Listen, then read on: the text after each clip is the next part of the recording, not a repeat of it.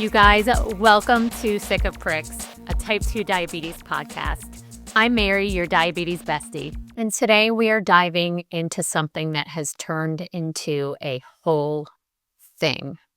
Not a medical conversation, not a health discussion, an event. Because apparently everyone on planet Earth has an opinion now about GLP-1 medications. So today we're talking about the Ozempic, Mounjaro, Wegovy, Zepbound, Rybelsus, and then the OGs, Trulicity, Victoza, Saxenda, Byetta. These have been around a long time. If you live with diabetes, you probably heard at least one of the following. Isn't that the weight loss drug? Are you taking that shortcut?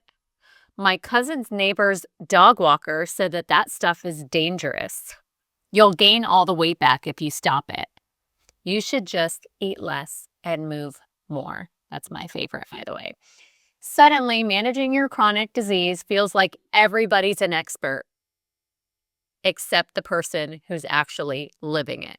So today we're going to talk about what GLP-1s are, why everyone suddenly has an opinion about them, and how to navigate the stigma, shame, and misinformation that seems to follow these medications everywhere.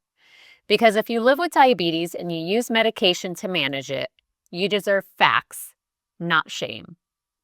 So let's talk about what these medications actually are. GLP-1 medications are part of a class of drugs called GLP-1 receptor agonists. What they do is they mimic a hormone in your body called GLP-1, which helps regulate blood sugar. These medications help your body release insulin when blood sugar rises, reduce the amount of glucose your liver releases, they slow digestion, and increase feelings of fullness. In other words, they help your body do some of the things it struggles to do properly when you have type 2 diabetes. That's it. That's the science. They were developed for diabetes management. The weight loss effects came later. But somewhere along the way, the entire internet decided these medications were only about weight, which is why the conversation around them has gotten so messy. So for years, GLP-1 medications existed quietly in the diabetes world. I like to say I was on Ozempic before Ozempic was cool. And I was also on Victoza, Rybelsus, Trulicity. I've tried almost all of them to help me manage my type 2 diabetes. Doctors prescribed them, patients used them, endocrinologists talked about them. But then suddenly, celebrities started talking about them. Social media started exploding with before and after pictures, and the news started calling them miracle weight loss drugs. And overnight, a medication designed to help manage a chronic disease turned into a pop culture controversy. Now everyone has an opinion. You know what they say about opinions, don't you? Even people who've never checked their blood sugar in their entire life, they have an opinion too. Now, we're going to first bust the biggest myth of all, okay? Using medication for diabetes is not failure. It's treatment. We do not tell people with high blood pressure to meditate harder. We do not tell people with asthma to just breathe better. We do not tell people with infections to just believe in their immune system, okay? But somehow, when it comes to diabetes, people think medication means you didn't try hard enough. That belief is deeply, deeply rooted in diabetes stigma. The belief that diabetes is purely a result of lifestyle, that if you just ate perfectly and exercised enough, you wouldn't need medication. But diabetes is not that simple. Genetics matter, hormones matter, insulin resistance matters, your pancreas matters, your liver matters, and your life matters. And sometimes the most responsible thing you can do for your health is accept the help that medication provides. If you've ever mentioned GLP-1 medications online, you've probably encountered the group of people who insist that everything can be fixed naturally. Just cut carbs, just walk after meals, just drink cinnamon tea. Listen, lifestyle changes absolutely matter. 100%. Nutrition, movement, sleep, stress management, all of that matters. But lifestyle changes are not always enough to manage a progressive metabolic disease.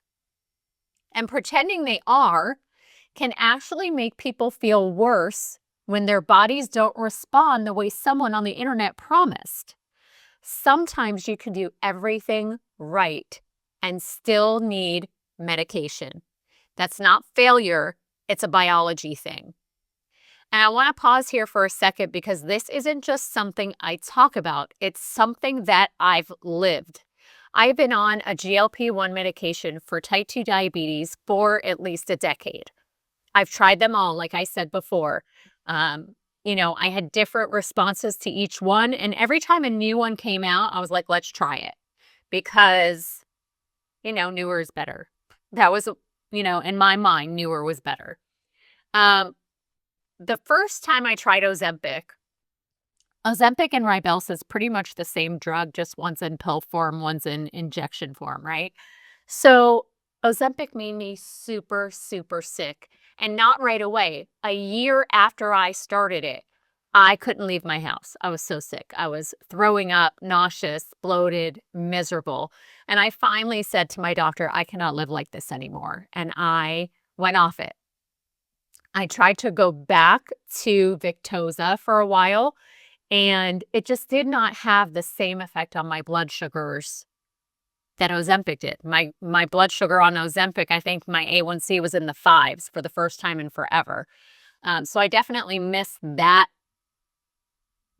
effectiveness when I had to go off it. But I just could not live in that misery being sick all the time. When Mounjaro came out in 2022, I said to my endocrinologist, listen, I know that every single one of these medications has made me sick. But can we just try this one? Because my blood sugar needs it. My post-meal numbers were terrible. My A1C was creeping up. I think by the time I started Mounjaro, it was in the high 7s, low 8s. And I was not happy with that. I knew my body was missing this support that the GLP-1 medication had given me. So we tried Mounjaro. I have been on it since August 2022. I am now off insulin. I was on 34 units of Lantus every night to control my fasting blood sugars and keep me even throughout the day. And now I am on 0. I have lost over 100 pounds since starting. And for me, the biggest benefit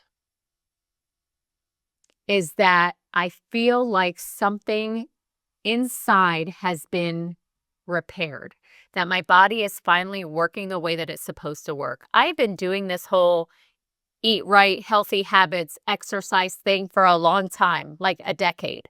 And my body would always rebound to my set weight. So I would lose 40 pounds, rebound back to 232. I would lose 50 pounds, rebound back to 232, over and over and over again. It was like my body was resistant to the change in my weight. And it didn't matter how much I dieted, how much I exercised. Over the last decade, I've done everything from half marathons to triathlons to, earning my black belt in martial arts. And even still, I would rebound back to that 232. When I started Mounjaro, my goal was not to lose 100 pounds. My goal was to control my blood sugars and stay free from complications for as long as possible. That has always been the goal. But to my surprise, very early on in my Mounjaro treatment, I noticed things that were life-changing for me. Number one, I was no longer thinking about food 24/7. I've shared many times that I have struggled with binge eating disorder my entire life since I was a child. And right in the beginning, when I first started Mounjaro, I started in August. My mom passed away September 10th of that year, unexpectedly. And for the first time in my life, I had something really big, really emotional, really hard, really stressful, really traumatic happen to me. And I did not medicate with food. I didn't eat my feelings. I didn't bury myself in Ben and Jerry's. And that is what I normally would have done. And that was the first time that I realized that something in this medicine is helping me manage those thoughts. And I am so proud to say that since August 2022, I have not binged a single time. Now, does that mean I always make the best nutrition choices? No. Do I still eat Ben and Jerry's? Yeah, sometimes. But I eat 4 bites and I'm done. Or I have just a taste of something and I'm good. It's no longer a compulsion to eat everything. So this medicine has truly helped me save my own life, which is why I'm dedicating a whole episode to talking about all these myths and misinformation that's out there and these opinions that, quite honestly, shouldn't matter if between you and your doctor, you decide this is the best course of treatment for you. Those are the only opinions that matter. So let's talk about this whole weight loss thing. Yes, lots of people lose weight on a GLP-1 medication. It is a real effect. But not everyone does. It is not magic.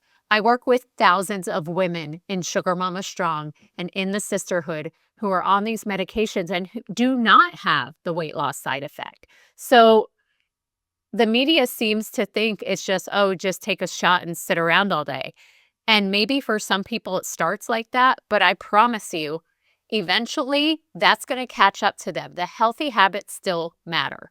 But more importantly, besides this weight loss side effect, it's not the most important thing, okay? These medications improve your blood sugar, lower your A1C, lower your cardiovascular risk, reduce inflammation, and they help your metabolic health. For people living with diabetes, those things matter a whole lot more than what the scale says. But because our culture is obsessed with weight, the entire conversation keeps getting dragged back to weight loss. If you lose weight, people assume that's the only reason you're using the medication. And if you don't lose weight, people assume that the medication isn't working. Meanwhile, your blood sugar might be better than it's ever been. Okay, but nobody asks about that. There's another part of the conversation that rarely gets talked about honestly, and that's obesity as a disease. Not a character flaw, not laziness, not lack of discipline, a disease. And I'm speaking about this not just as someone who lives with type 2 diabetes, but as someone who lives with the disease of obesity. For a long time, the only treatments that people took seriously were extreme ones, the bariatric surgery, lap band, gastric bypass.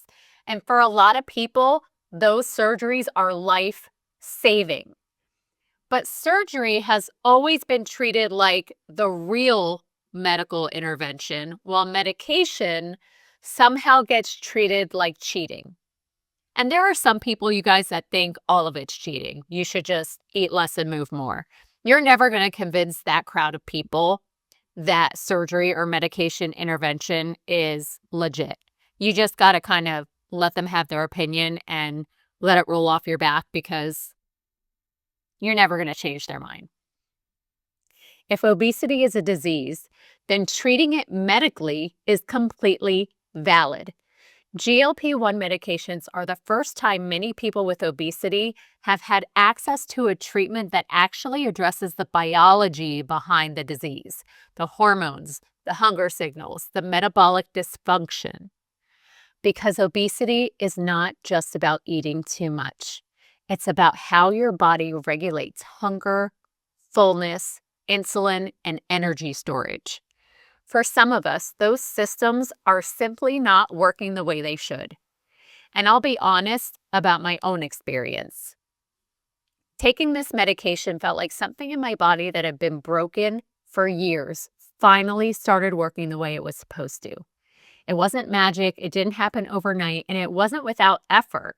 But for the first time ever, the work I was doing with nutrition, movement, and lifestyle actually worked with my body instead of constantly fighting it. It didn't replace the work, though. It allowed the work to actually do something. And that was a huge difference for me. For years, we treated obesity like a personal failure instead of a medical condition. And GLP-1 medications are one of the first tools that actually treat the biology instead of just blaming the patient. Now, there's this narrative floating around that medications like GLP-1s mean people are taking the easy way out. But anyone actually taking these medications knows that's not how this works. You still have to show up. You still have to make choices. You still have to build habits. The medication isn't doing your grocery shopping. It's not cooking your meals, and it's not taking your walks for you. What it does for many people is help regulate the biological signals that have been working against them for years. And when those signals start working with you instead of against you, it can feel like someone finally took the brakes off. This part is weird. One of the strangest things about the GLP-1 conversation is how quickly it turns moral. People talk about these medications like they're cheating, like there's some kind of honor system around managing your health, like you get awarded for managing insulin resistance the hardest. But I hate to break it to you guys, managing a chronic illness is not a character test. It's supposed to be about taking care of your body. And if a medication helps your body function better, that's not cheating. That's medication doing its job, right? There's no award for struggling more. You don't get to shame other people's choices because you're choosing not to treat your diabetes the same way. Drives me nuts. Okay. A lot of people who take GLP-1 medications don't talk about it publicly. And I get it. I totally understand why, because the judgment can be intense. I once had someone, I posted a before and after. And listen, I put my life out there. I'm opening myself up to comments and criticism and opinions. I get that. But someone once said to me, "Why are you proud? You took a shot." Okay. Thanks. Anyway, people assume things. They question your choices. They make comments about your willpower. And sometimes even people in the diabetes community pile that on too, which is just wild to me. Because if anyone should understand how complicated diabetes management is, it's the people living with it. But the stigma runs deep. And sometimes we internalize those beliefs ourselves. We start wondering if we should be trying harder, done more, waited longer. But the goal of diabetes management is not to prove something to other people. The goal is to stay healthy enough to live your life. Some people manage diabetes with lifestyle changes alone. Some use oral medications, some use insulin, some use GLP-1 medications, some use a combination of all of those things. There is no single right way to manage diabetes. The right way is the one that works for your body, your labs, and your life. And those decisions should happen between you and your healthcare provider, not you and the comment section on TikTok. So if you're using a GLP-1 medication for diabetes, weight management, or metabolic health, you are not cheating. You are not lazy. You are not weak. You are using one of the tools available to manage a complex medical condition. And anyone who thinks they know better than your doctor and your body can go ahead and sit this round out. All right. That's it for today's episode of Sick of Pricks. If you enjoyed the episode, don't forget to like, comment, and subscribe. It helps more than you know. And if you're ready to connect with people who actually get it, come join my Facebook community, Sugar Mama Strong. It's a safe space for support, accountability, and real conversations about health, goals, and life. You can also follow along on Facebook and Instagram for more daily motivation and updates. Everything's listed in the show notes. Thanks for listening, and I'll see you next time.